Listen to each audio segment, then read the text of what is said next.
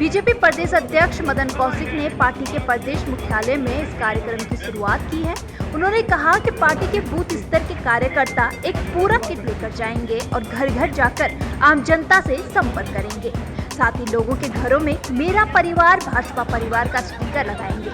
इसके साथ ही वो सरकार की तमाम उपलब्धियों पर आधारित पुस्तिका उत्तराखंड का विकास का भी वितरण करेंगे। कि हम इस बार हमने कहा कि महिला और युवाओं की भागीदारी बढ़ेगी। मुख्यमंत्री अब की बार 7 बार। दरअसल सोमवार को धन सिंह रावत श्रीनगर में शारदा घाट के पुनर्निर्माण कार्य में पहुंचे थे। यहां उन्होंने एक जनसभा को संबोधित किया, जिसमें उन्होंने कोरोना वैक्सीनेशन को लेकर लोगों को जानकारी दी।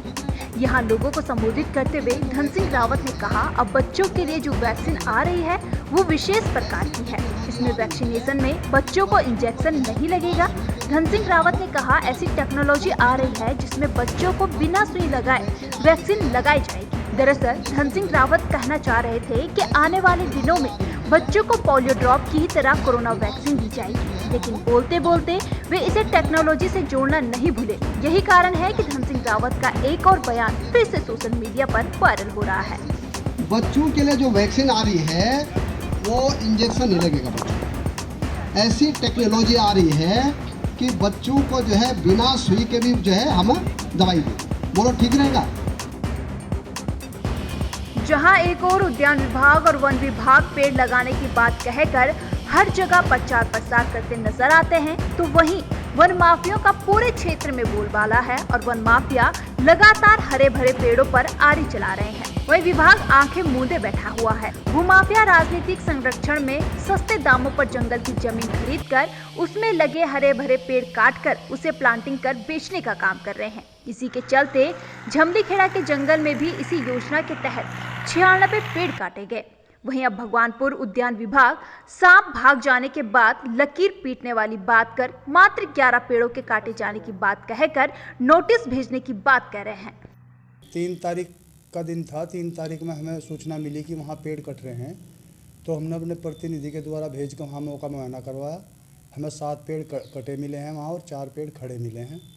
उन पर हमने नोटिस जारी कर दिया और हमें मौके पर जो मिला ये हमारी रिपोर्ट है। गढ़वाल सांसद तीरथ सिंह रावत की अध्यक्षता में विकास भवन पौड़ी में जिला विकास समन्वय और निगरानी समिति की बैठक आयोजित की गई। गढ़वाल सांसद तीरथ सिंह रावत ने बैठक में पीएमजीएसवाई और लोक निर्माण विभाग के अधिकारियों से उनके द्वारा किए जा रहे सड़क निर्माण और पूर्व में दिए गए निर्देशों का कितना पालन किया गया है, इसकी पूरी जानकारी ली। उन्होंने कहा कि जनपद पौड़ी में जितनी भी सड़क के मामले हैं उनका जल्द से जल्द निस्तारण किया जाए। साथ ही कुछ माह पूर्व हुई बारिश से जितनी भी सड़कें ध्वस्त हो गई थी उनकी वैकल्पिक व्यवस्था तो कर दी गई थी, लेकिन जल्द से जल्द इन सड़कों को पूरी तरह से सही किया जाए। स्वाभाविक की जब बरसात होगी तो निश्चित है कि कुछ न कुछ नुकसान क्षति होगी। इस समय की 2-3 दिन की बहुत ज़बरदस्त बारिश रही है और उसके कारण कुछ जगह टूट गई, लेकिन मैंने कहा कि तत्काल उसकी भरपाई हो, गड्ढे मुक्त हों और सड़कें खुल जाएं।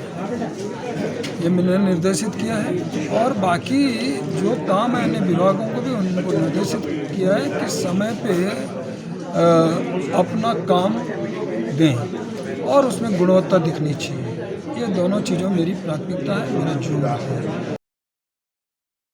विकासखंड पाबो के अंतर्गत आने वाले ग्राम सभा कुई में कुई गांव से लेकर डुमलोड तक संपर्क मार्ग का डामरीकरण सड़क कटिंग के 2 साल बाद भी अब तक शुरू नहीं हो पाया है। इसके साथ ही इस मार्ग की कटिंग होने के कारण कुई और आसपास के गांवों की पेयजल लाइन भी क्षतिग्रस्त हो गई है। साथ ही पैदल मार्ग भी इस संपर्क मार्ग की कटिंग के कारण बाधित हो गए हैं, जिससे ग्रामीणों को कई दिक्कतों का सामना करना पड़ रहा है। सर ने अब बोल रखा है कि 1 महीने के अंदर अंदर हम आपको काम करके पूरा देते हैं। देखते हैं हम क्या करते हैं सर। अगर हम यहीं आ जाएंगे, झरने पे आ जाएंगे, देखते हैं क्या करते हैं ये लोग। तो ना रुका देंगे आगे बहिष्कार। हमारा रास्ता नहीं है, रास्ता इस तरह से बुरा हाल हो रखा है कि हमारे वहाँ गाय बछड़े भी मर रहे हैं, गिर रहे हैं वहाँ से। और फिर हम लेडीज के लिए को घास काटने का तो चांस ही नहीं है वहाँ जाने का।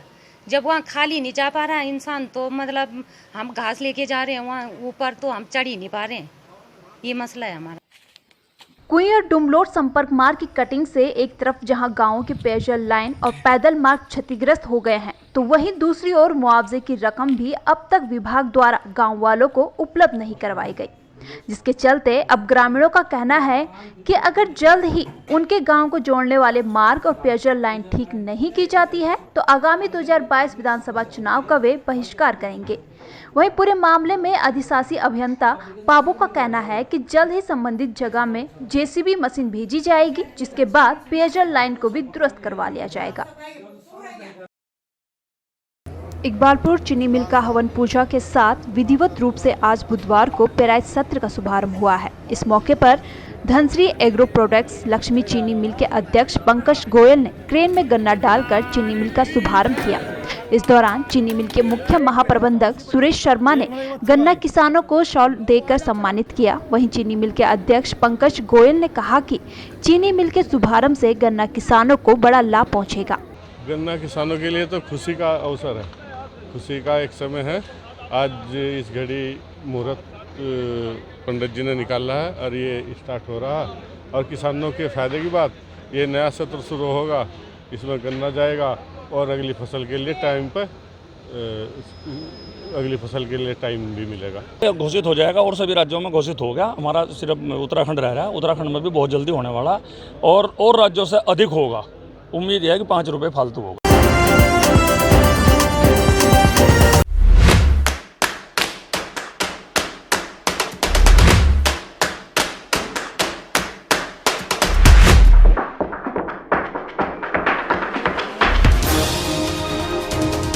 उत्तराखंड की हर खबर सिर्फ न्यूज़ स्टूडियो उत्तराखंड पर।